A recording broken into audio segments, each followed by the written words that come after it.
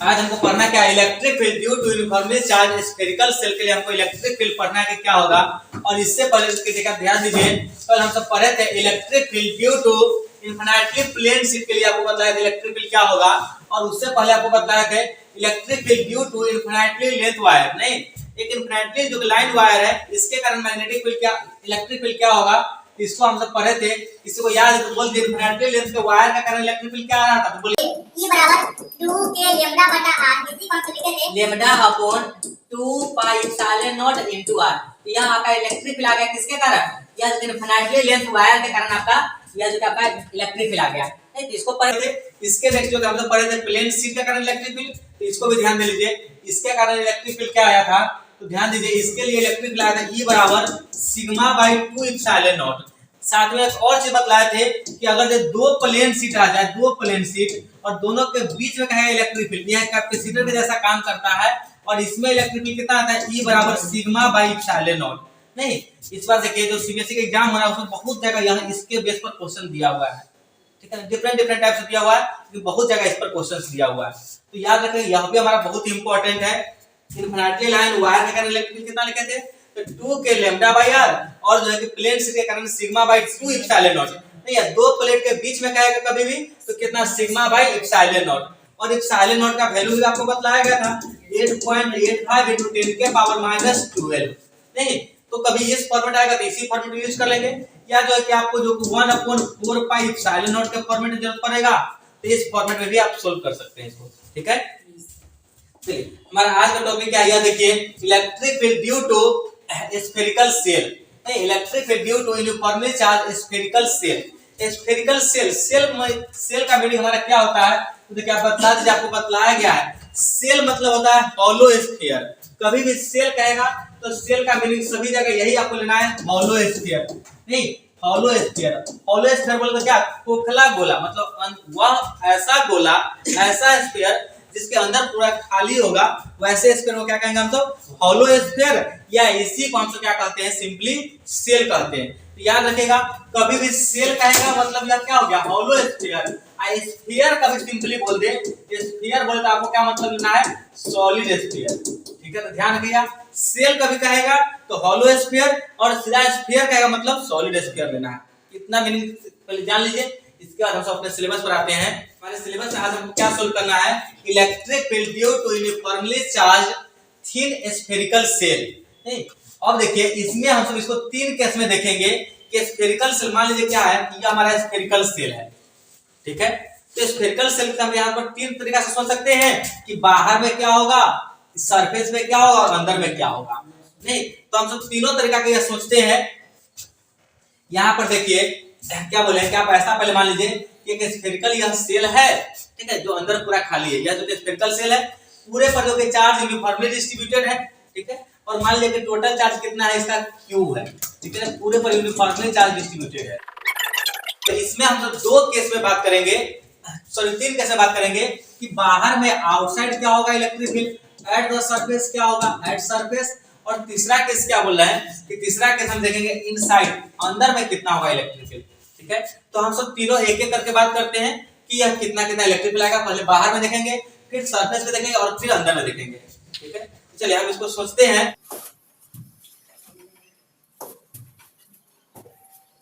चलिए यहाँ से देखिए कि अगर मान लीजिए हमको बाहर में इलेक्ट्रिक फील्ड निकालना है तो हम कैसे सोच सकते हैं। यह देखिए यह एक सेल है, सेल बोलते हैं क्या, एक सर्किल है यार, नहीं यह एक सेल है, यह फुटबॉल के शेप में जो है, ठीक है। चलिए इसके बाहर हमको यह चाहिए, मान लीजिए यहाँ पर कोई आउटसाइड कोई पॉइंट है तो आपको बाहर में पूछ रहा है कि इलेक्ट्रिक फील्ड कितना होगा, ठीक है।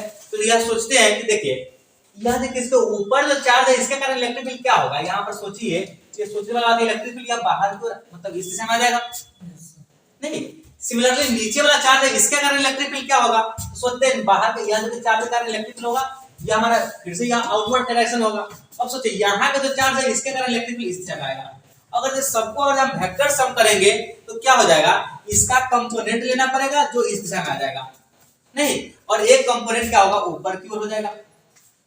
सिमिलरली इसका भी कंपोनेंट करेंगे तो एक कंपोनेंट इसका इस दिशा में आ जाएगा, दूसरा कंपोनेंट इस दिशा में आ जाएगा। और यहाँ पर देखिए कि जितना चार्ज यहाँ से ऊपर है उतना ही चार्ज नीचे है, नहीं बोलते क्या हो जाएगा, दोनों एक दूसरे को क्या करेगा, कैंसिल आउट कर देगा। मतलब देखिए टोटल इलेक्ट्रिक फील्ड क्या है, यह जो है कि रेडियल डायरेक्शन में है, बोले तो आउटवर्ड है नहीं, यह देखिएगा ये स्फेरिकल सेल के कारण बाहर में जो इलेक्ट्रिक फील्ड वह क्या है, रेडियल दिशा में है, मतलब रेडियस के डायरेक्शन में और आउटवर्ड है, ठीक है। प्लस चार्ज होगा तो आउटवर्ड होगा, अगर से नेगेटिव चार्ज होगा तो क्या हो जाएगा, इनवर्ड हो जाएगा, यह ध्यान रखिए। तो क्या बोले कि हमारा यह जो कि इलेक्ट्रिक फील्ड वह किस दिशा में है, रेडियल डायरेक्शन, मतलब रेडियस की ही अलोंग है। अब सोचे कि इलेक्ट्रिक फील्ड कितना होगा, तो आप यहां से पहले देखिए, क्या यहां पर देखिए, लीजिए due to symmetry electric field at any point outside में ऐसा कह रहा है the shell is along radial direction, यही आपको बताना है कि बाहर में इलेक्ट्रिक फील्ड कितना होगा, या जो कि माने रेडियल डायरेक्शन में होगा, ठीक है। इसके बाद क्या कहता है कि हम सब एक गॉसियन सरफेस कंसीडर करते हैं। चलिए देखिए, अब हमको अगर इलेक्ट्रिक फील्ड निकालना, या तो हम समझ गए कि यह जो आउटवर्ड होगा। अब यहां से हम क्या करेंगे, यहां जो गॉस लॉ इस पर अप्लाई करेंगे, तो गॉस लॉ अप्लाई करते हैं, देखिए इसको कैसे गॉस लॉ इस पर हम अप्लाई कर सकते हैं कि ऐसा देखिए, ये हमारा सेल, यह जो हमारा स्फेरिकल सेल हो गया, और यहां से हमको जो है r दूरी पर हमको इसका मान लीजिए इसका रेडियस जो कि दिया हुआ है, इसका रेडियस कैपिटल R, क्या रेडियस को हमेशा हम किससे दिखा देंगे, कैपिटल R से, और स्मॉल r हमारा क्या है, यह पोजीशन है, मतलब डिस्टेंस है। और हमको यहां पर हमको इलेक्ट्रिक फील्ड निकालना है, तो हम क्या करते हैं, यह r डिस्टेंस लेते हुए क्या करेंगे, गॉसियन सरफेस लेंगे। तो बताइए इसका गॉसियन सरफेस क्या होगा, सिमेट्रिकल अगर से लेते हैं तो वह भी एक स्फीयर बनेगा जिसका रेडियस क्या होगा, स्मॉल r नहीं, बल्कि यहां हम क्या करते हैं, गॉसियन सरफेस कंसीडर किए हैं, या क्या कंसीडर किए हैं, यह एक हमारा क्या है, गॉसियन सरफेस है। ये हम क्या कंसीडर किए, यहां से गॉसियन सरफेस, ठीक है। और याद रखिएगा यह कैसा हमारा स्फेरिकल है, ठीक है। अब यहां पर सोचे, मतलब सोचते हैं हम सब,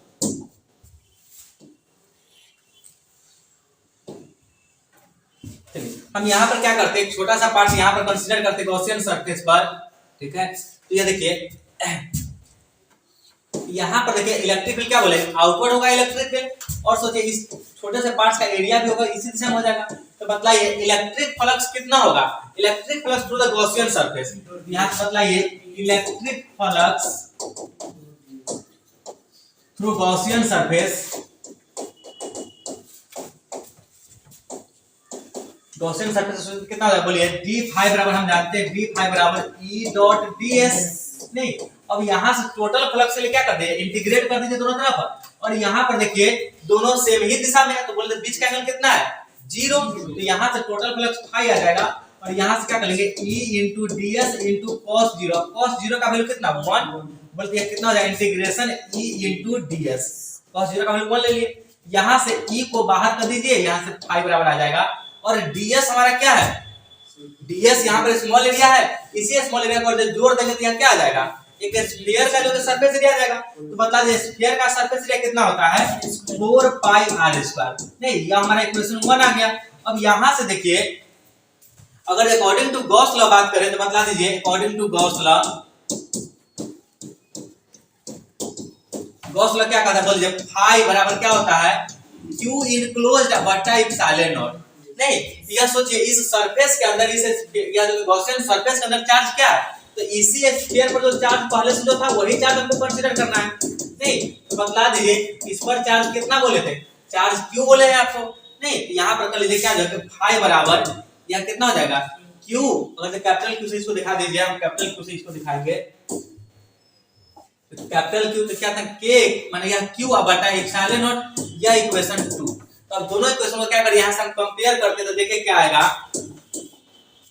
देखिए तो देखिए पहला इक्वेशन हम क्या लिखे थे, फाई बराबर लिखे थे E into 4 पाई r स्क्वायर, नहीं। और देखिए दूसरा इक्वेशन क्या लिखे थे, फाई बराबर यह देखिए q बटा एप्सिलॉन नॉट लिखे थे। दोनों इक्वेशन को कंपेयर करेंगे, ऑन कंपेयरिंग 1 and 2, जब हम दोनों को कंपेयर करेंगे तो क्या आ जाएगा, यहां से बोल दीजिए E into 4 पाई r स्क्वायर बराबर q बाई एप्सिलॉन नॉट, नहीं। अब यहां से हम क्या करते हैं, E बराबर q को ऐसे रहने दीजिए, 4 पाई को हम इधर लाते हैं तो क्या आ जाएगा 4 पाई एप्सिलॉन नॉट, और r स्क्वायर को इधर लाते हैं तो यह r स्क्वायर।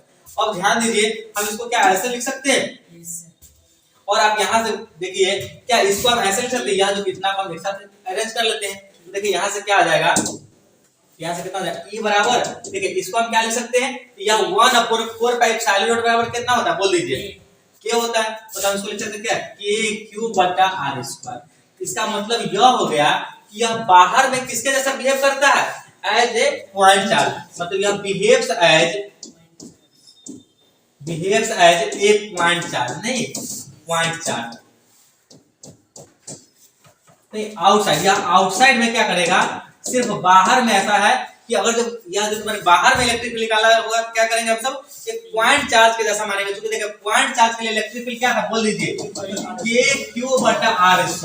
नहीं तो बाहर में अगर इलेक्ट्रिक फील्ड आएगा किसी स्फेरिकल सेल के तो यह एक पॉइंट चार्ज के जैसा काम करेगा और क्या बोलेंगे KQ/R²।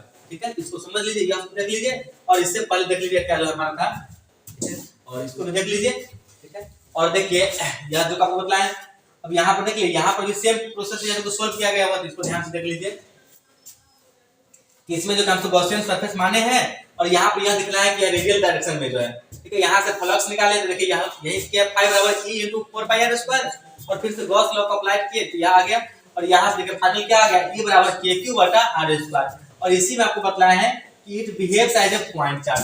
नहीं जैसा यह पॉइंट चार्ज के जैसा जो कि इलेक्ट्रिक फील्ड का बिहेव करेगा। बोलते E बराबर कितना, बोल दीजिए जितना बार बोलेगा वह याद हो जाएगा, KQ/R²। नहीं वही फॉर्मूला का KQ/R²। इसमें ध्यान के यह Q क्या है, total charge on the spherical shell. ठीक है, आगे देखते हैं नेक्स्ट हमारा यह कहता है electric field inside the shell, यानी कि सेल के अंदर इलेक्ट्रिक फील्ड कितना होगा। चलिए हम इसको कैसे निकाल सकते हैं, यह देख लीजिए। लेकिन हाँ ध्यान रखिएगा सेल के अंदर electric field, total electric field कितना हो जाएगा, 0 होता है। ठीक है, ये राइट आंसर कर दीजिए, सेल के अंदर इलेक्ट्रिक फील्ड क्या होगा, 0। ठीक है, चलिए यहाँ पर यह देख लीजिए। ठीक है, चलिए इसको भी हम प्रूफ कर देते हैं। देखिए चलिए ये देखिए हमारा एक स्फेरिकल सेल है। ठीक है, इस पर चार्ज हमारा क्या है, यूनिफॉर्मली डिस्ट्रीब्यूटेड है। चार्ज टोटल चार्ज कितना है, कैपिटल Q है। तो अब सोचते हैं, देखिए हमको मान लीजिए कि इस पॉइंट पर निकालना है, सेंटर पर भी नहीं है कि हम डायरेक्ट 0 कर दें। ठीक है, तो सोचिए अगर यहाँ पर मेरा कोई देखो पॉइंट है तो सोचिए ऊपर के चार्ज के कारण यहाँ पर इलेक्ट्रिक फ्लो होगा, किससे होगा, यह जो इस दिशा में आ जाएगा। नहीं सिमिलरली कोई नीचे का जो चार्ज है तो इसके लिए इलेक्ट्रिक फील्ड किससे होगा, इस दिशा में आ जाएगा। तो सोचिए इस दोनों के कारण नेट इलेक्ट्रिक फील्ड किससे आ जाएगा, यह इस दिशा में आएगा। नहीं इसी प्रकार से आप सोचिए अगर कोई चार्ज पार्टिकल इधर का कोई चार्ज पार्टिकल तो इसके कारण इलेक्ट्रिक फील्ड होगा, किससे होगा, वह इससे आएगा। और इसके कारण इधर का कोई चार्ज इसके कारण इलेक्ट्रिक फील्ड इससे आ जाएगा। नहीं इस दोनों का जो नेट इलेक्ट्रिक फील्ड आएगा वो हिस्सा में, और देखिए यह दोनों इससे क्या करेगा, कैंसिल आउट कर देगा। इसीलिए बोलते हैं क्या नेट इलेक्ट्रिक फील्ड 0 होगा। तो यह तो आप सोच करके बोलते हैं कि सर यह 0 हो जाएगा, लेकिन देखिए हम इसको जो कि मैंने गॉस के थ्योरम से कैसे इसको प्रूफ कर सकते हैं। चलिए हम गॉस लॉ से निकालते, देखिए हमको यहाँ पर चाहिए इलेक्ट्रिक फील्ड, नहीं यहाँ पर हमको इलेक्ट्रिक फील्ड चाहिए, तो हम क्या करेंगे यहाँ पर एक गॉसियन सरफेस मानेंगे। देखिए हम ऐसा मान लिया क्या है, गॉसियन सरफेस यहाँ पर ले लिए और यहाँ पर हमको इलेक्ट्रिक फील्ड चाहिए। तो यह सोचिए कि यह हमारा जो सेंटर है, सेंटर से यह दूरी ऐसा मान लीजिए डिस्टेंस हम r कंसीडर किए। ठीक है, तो यहाँ पर जो कि देखिए इसका एरिया कंसीडर करेंगे, स्मॉल एरिया, यह तो बाहर की ओर होगा। नहीं लेकिन चलिए ऐसा मान लीजिए इलेक्ट्रिक फील्ड यहाँ पर कितना है, E है। तो सोचिए यह सोचेगा d5 बराबर क्या है, d5 बराबर E.ds। नहीं तो फ्लक्स कहेंगे, यह गॉसियन सरफेस है, यह क्या है, यह गॉसियन सरफेस है। तो बोलिए कितना का integration of E into ds, same process पर लगाते हैं। तो E into ds का इंटीग्रेशन और ds का इंटीग्रेशन कितना हो जाएगा, बोल दीजिए 4 पाई स्मॉल r का स्क्वायर, तो इसका रेडियस स्मॉल r है। अब देखिए अकॉर्डिंग टू गॉस लॉ बात करिए तो देखिए क्या आता है गॉस लॉ। तो गॉस लॉ कहता है फाई बराबर Q इनक्लोज्ड बटा एप्सिलॉन नॉट। तो सोचिए कि यहाँ पर इस सरफेस के अंदर, गॉसियन सरफेस के अंदर चार्ज कितना है। देखिए ध्यान दीजिए जो भी चार्ज है गॉसियन सरफेस के बाहर ही चार्ज है, गॉसियन सरफेस के अंदर चार्ज कितना है, 0 है। मतलब आप 0 पुट करिए तो 0 बटा एप्सिलॉन नॉट बराबर बोलते कितना हो जाएगा, 0। और देखिए यह इक्वेशन जो कि 1 और इसको इक्वेशन 2 कह दीजिए, तो क्या करें इक्वेशन 1 2 से क्या हो जाएगा, 1 और 2 से आप वहां से कह रहे E into 4 पाई r² बराबर 0।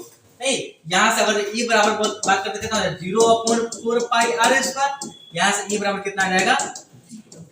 ठीक है, तो याद रखेंगे क्या बोलेंगे, सरफेस के बाहर अगर गॉसियन या स्फेरिकल सेल के बाहर में इलेक्ट्रिक फील्ड आएगा तो KQ/R²।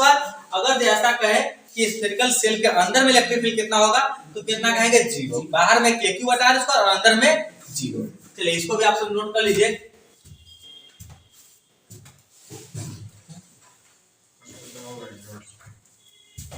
तो यहाँ पर देखिए, तो यहाँ पर भी सेम प्रोसेस, इसको तो बस नोट इस पर लिखा गया हुआ है, आप इसको भी देख सकते हैं। बहुत ही इसमें क्या गया, तो नेट इलेक्ट्रिक फील्ड क्या आ गया, 0। अब चलिए हम देखिए इसके तीसरे केस के बात करते हैं कि अगर तीसरा केस अगर ऐसा कभी आपसे कहे कि बतलाइए कि इसके सरफेस पे कितना होगा। देखिए यह कभी पूछ दे कि बतलाइए कि यह जो सेल के सरफेस पे कितना होगा इलेक्ट्रिक फील्ड, ठीक है। मतलब यह जो कि आपका यही आर क्या हो जाएगा, कैपिटल आर के बराबर। और आप यह मान के जस्ट बाहर जो है कैसा मान के चलिए इमेजिन कर लीजिए, तो बोले बाहर का फॉर्मूला क्या होता है इलेक्ट्रिक फील्ड बाहर के लिए Q/r²। इसी r में आप क्या पुट कर दीजिए, r के जगह पर कैपिटल R पुट कर दीजिए और आपका सरफेस क्या आ जाएगा, तो s बोलते क्या सरफेस बोलते कितना है Q/r²।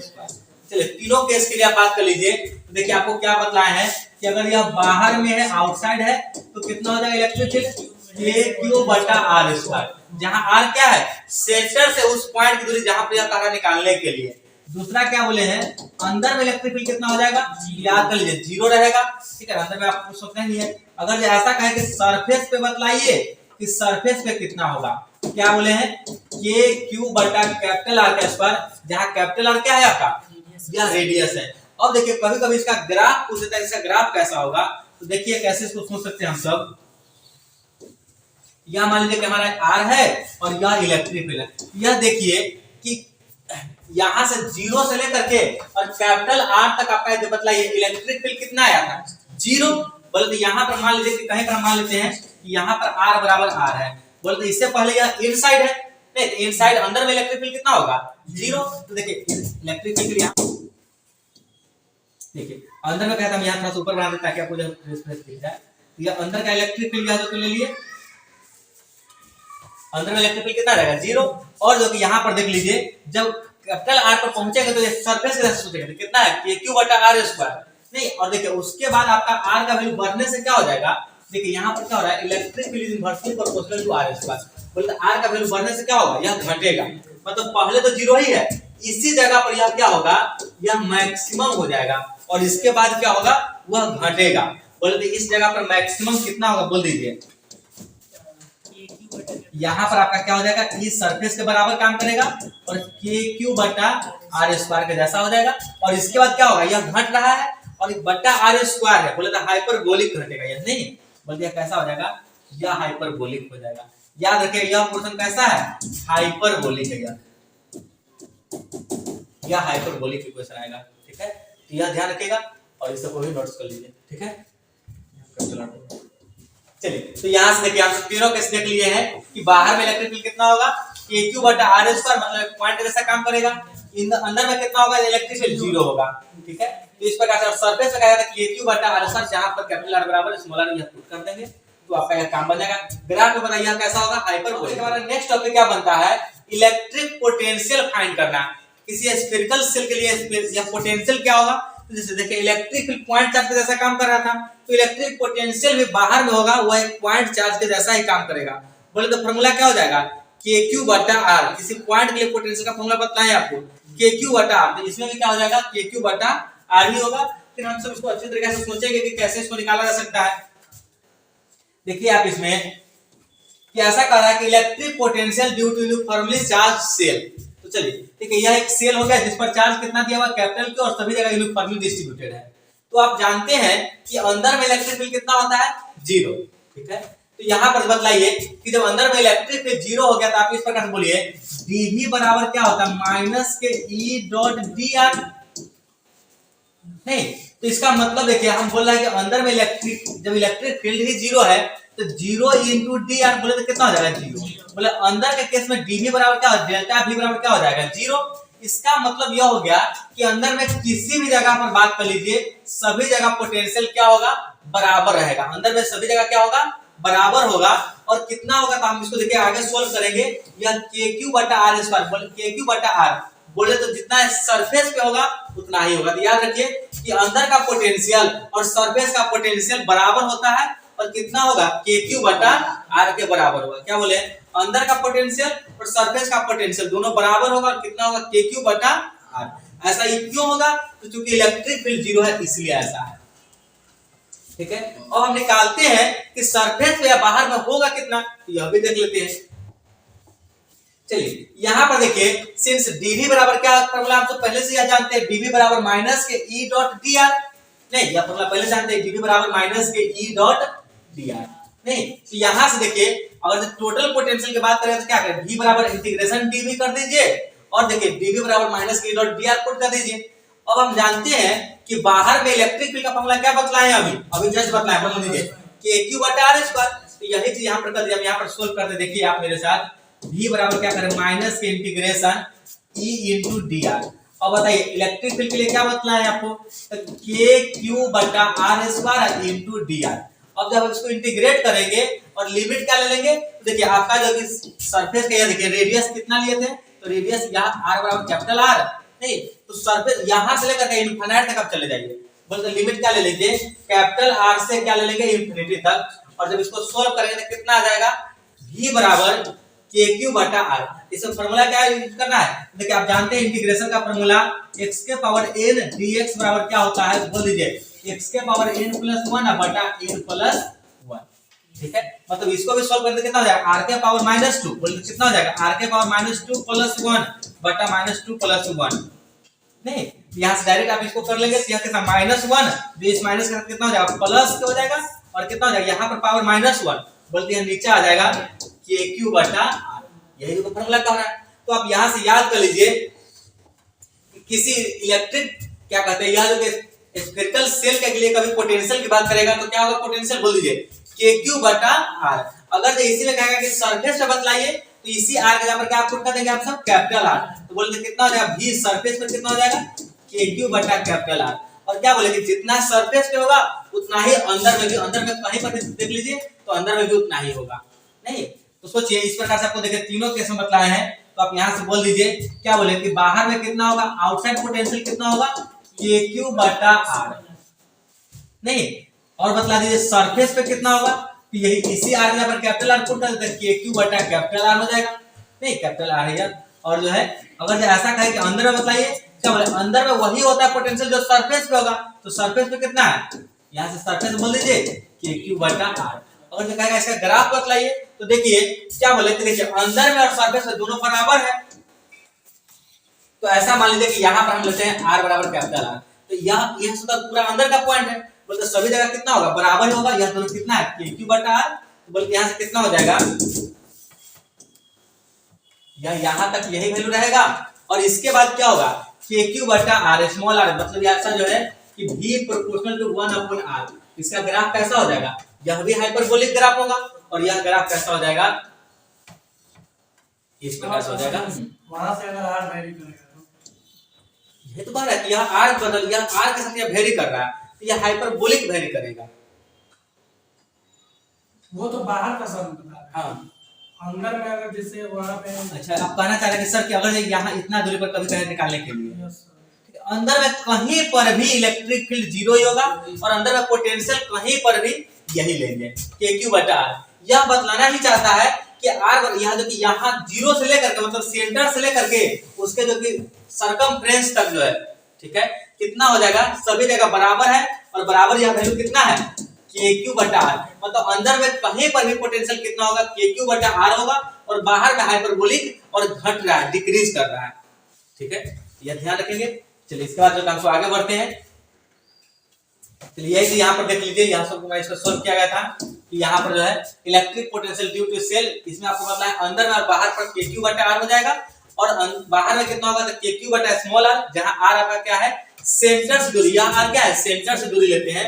अच्छा ग्राफ आपको बताया, यह भी ध्यान रखिएगा हाइपरबोलिक पार्ट्स है, क्योंकि बहुत ग्राफ में जो बाय नेम या पूछा है कि यह कौन सा पार्ट है। चलिए इसके बाद जो हम सॉलिड स्फीयर के लिए बात करें, तो यह आपके नीट के एग्जाम में आता है, सिर्फ जो है नीट में या आईआईटी में आता है, ठीक है, बोर्ड में यह नहीं पूछा जाता है, आपके एनसीईआरटी बुक में नहीं दिया हुआ है। तो देखिए यहाँ पर टॉपिक क्या है हमारा, electric field due to solid sphere. Solid sphere के कारण इलेक्ट्रिक फील्ड क्या होगा, तो इसमें भी हम सब तीन केस में देखेंगे। और देखिए तीन केस में पहला जो काम यहाँ करेंगे, आउटसाइड क्या होगा।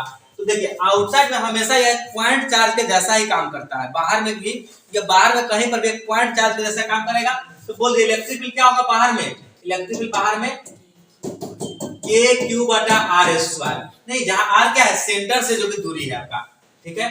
अगर जो ऐसा कहे at a point inside the surface, surface के अंदर कितना होगा, या जो कि स्फीयर के अंदर में कितना होगा इलेक्ट्रिक फील्ड, इसके लिए फॉर्मूला याद कर लीजिए, स्पेशल फॉर्मूला है, ठीक है, k³ बटा r³ इनटू r वेक्टर, और जब वेक्टर फॉर्म में कहेगा r वेक्टर लेंगे और स्केलर फॉर्म में कहेगा तो यह आगे लेंगे सीधा जो है, ठीक है। तो यह याद रखिए, बहुत ही इंपॉर्टेंट फॉर्मूला है कि अंदर में किसी भी पॉइंट में कहेगा तो यह कैपिटल आर क्या हमारा रेडियस है और स्मॉल आर क्या है, यह सेंटर से दूरी है। जैसे कि आप कभी ऐसा कहे कि बताइए सेंटर से यह दूरी ले लिया r पर, यहाँ पर इलेक्ट्रिक फील्ड पूछ दिया तो क्या होगा, तो यह इसमें r लेंगे और यह कैपिटल आर क्या है आपका पूरा ये रेडियस है यह, ठीक है, यह ध्यान रखेंगे। चलिए इस प्रकार से अगर पूछ रहा है कि बताइए at the centre electric field क्या होगा, तो इसमें r बराबर 0 पुट कर देंगे तो हमारा इलेक्ट्रिक फील्ड क्या होगा, सेंटर पर इलेक्ट्रिक फील्ड 0 होगा, लेकिन अंदर में सभी जगह 0 नहीं होगा, ठीक है। तो देखिए इसका ग्राफ, अगर ग्राफ की बात करें, देखिए इसका ग्राफ कैसा हो जाएगा, इसका ग्राफ आपका इस प्रकार से बढ़ेगा और यहां से आकर के फिर जो घटना स्टार्ट करेगा, ठीक है। यह देखो यह जो कि आपका जो कि स्फीयर, देखिए स्फीयर के सरकमफ्रेंस का क्या होगा, यह पहले बढ़ेगा उसके बाद क्या करेगा, हाइपरबोलिक घटेगा। यह तीन कैसे मतलब है कि बाहर में इलेक्ट्रिक फील्ड कितना होगा, k³ बटा r², और अंदर में किसी जगह पर पूछे तो कितना कहेंगे, k³ बटा r³ इनटू r, ठीक है। ध्यान रखिए इसमें स्क्वायर नहीं, यह क्यूब लेता है, और जो क्या है सेंटर पे कहेगा तो सेंटर पे इलेक्ट्रिक फील्ड 0 होगा। और इसका ग्राफ की बात करते हैं, ग्राफ ऐसा कंसीडर करेंगे, ठीक है। तो बहुत ही इसके बाद आगे बढ़ते देखिए इलेक्ट्रिक पोटेंशियल कभी बात करें कि सॉलिड स्फीयर का इलेक्ट्रिक पोटेंशियल कहेगा तो बाहर में क्या पॉइंट चार्ज जैसा काम करेगा, बोले तो कितना कर देंगे, k³ बटा r। सरफेस पे कहेगा तो क्या करेंगे, इस r के यहां पर कैपिटल R पुट कर दीजिए तो यहां आ जाएगा। लेकिन याद रखिएगा अंदर में कहेगा कि अंदर में किसी जगह पर पोटेंशियल क्या होगा, तो इसमें भी एक स्पेशल फॉर्मूला है, याद रखिएगा अंदर में पोटेंशियल कितना होता है, k³ बटा 2r³ under root, sorry bracket में लिखेंगे 3r² माइनस r²। यह ध्यान रखेंगे कि अंदर में कहेगा पोटेंशियल कितना होगा, तो k³ बटा 2r³ into 3r² minus r², जहां कैपिटल R हमारा क्या है, यह रेडियस और स्मॉल r क्या हमारा, यह सेंटर से जो दूरी है। अंदर में कभी किसी जगह पर कहेगा तो यह फॉर्मूला लगाएंगे और बाहर में कहेगा तो यह सिंपल फॉर्मूला लगाएंगे, ठीक है। कभी कभी इंपॉर्टेंट क्वेश्चन क्या बन जाता है, नीट में पूछा हुआ है कि ये देखिए v सेंटर बराबर कितना होगा सरफेस के, याद रखिएगा ये कितना होता है 3/2 इनटू v सरफेस हो जाता है, ठीक है। यह बहुत ही इंपॉर्टेंट एक न्यूमेरिकल के तौर पर इसको समझ के रखिए आप कि v सेंटर पर जो कितना होगा, तो जितना सरफेस पे उसका 3/2 टाइम्स होता है, बोले तो उसका 1.5 गुना होगा, ठीक है। यह भी बहुत ही इंपॉर्टेंट है, ध्यान रखिएगा सभी फार्मूला को, और इसी फार्मूला से लेकर के जो कि क्वेश्चन हमारा पूछा जाता है, ठीक है। चलिए इसके बाद हम सब उस क्वेश्चन को प्रैक्टिस करेंगे। 49 नंबर क्वेश्चन को अभी आप करिए, इसके बाद जो कि हम सब जो नेक्स्ट क्वेश्चन करेंगे, तो पहले 49 नंबर क्वेश्चन को आप ट्राई करिए तो जो है कैसे यह बनेगा। चलिए देखते हैं 49 नंबर क्वेश्चन को आप कैसे सोच सकते हैं।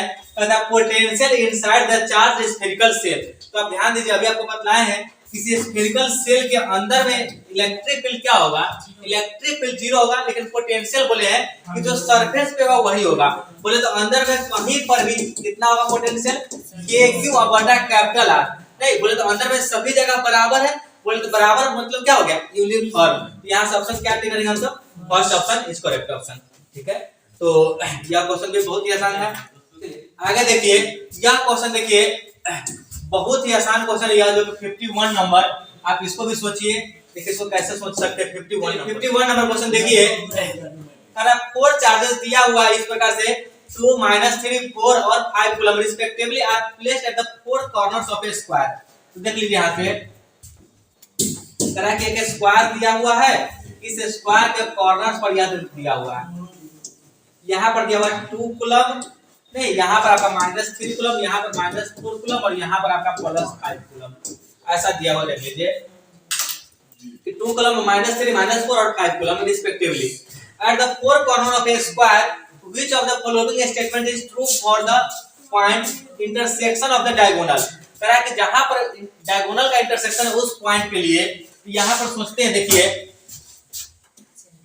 इस पॉइंट पर आपको इलेक्ट्रिक और पोटेंशियल निकालना है, मान लीजिए पी पॉइंट है, तो यहाँ से आपको पोटेंशियल चाहिए इलेक्ट्रिक मैंने यहाँ का, और जो मैंने आपको जो है इलेक्ट्रिक फील्ड चाहिए, यही दोनों आपको पूछा जा रहा है।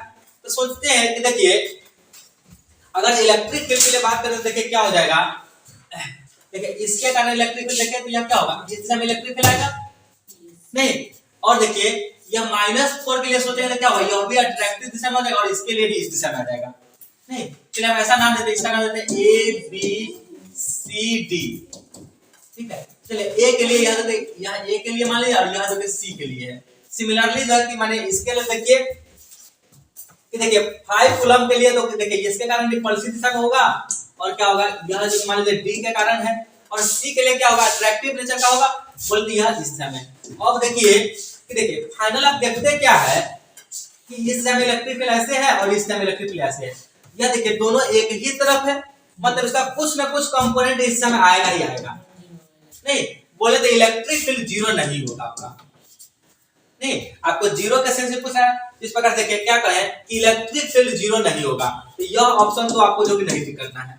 नहीं, इसी दोनों ऑप्शन में कुछ बचता है। अब चलिए इस दोनों के लिए हम देखते हैं कि इलेक्ट्रिक पोटेंशियल पूछा जा रहा है, तो यहाँ पर देखिए यहाँ से देखिए सेंटर से तो सभी का डिस्टेंस बराबर ही है, मान लो डिस्टेंस क्या है, डी है। ठीक है, तो सोचिए कि नेट पोटेंशियल कैसे हम सोच सकते हैं, इसको देखिए